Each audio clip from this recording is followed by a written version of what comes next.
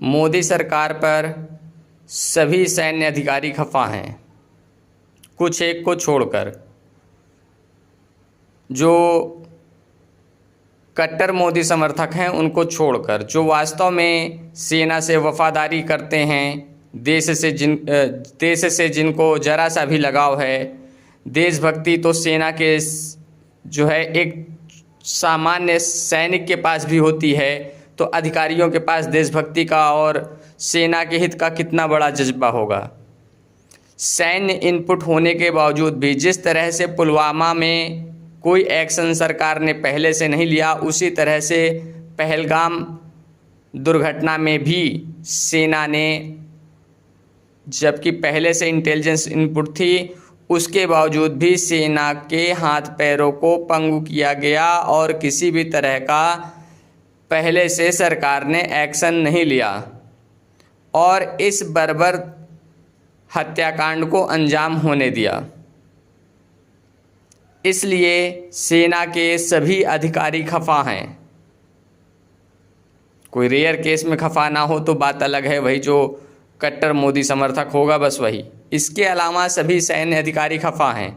नरेंद्र मोदी के प्रधानमंत्री पद पर 2014 से बैठने के बाद कोरोना काल तक ही लगभग 1,80,000 सैन्य पद खाली हो चुके थे रिटायरमेंट या वीआरएस होने के कारण। सेना में लगभग 2,000 पदों पर भर्तियां होनी शेष हैं। सेना में कमी होने के बावजूद भी केवल माहौल बनाते हैं कि अभी पीओके पर अटैक करके उसको हम कब्जा लेंगे। जब सेना पर्याप्त है ही नहीं तुम्हारे पास, तो तुम कैसे जो है अटैक कर सकते हो पीओके के लिए, या कैसे तुम अपने इंटेलिजेंस इनपुट के सभी कार्यों को सुचारू तौर से कर सकते हो।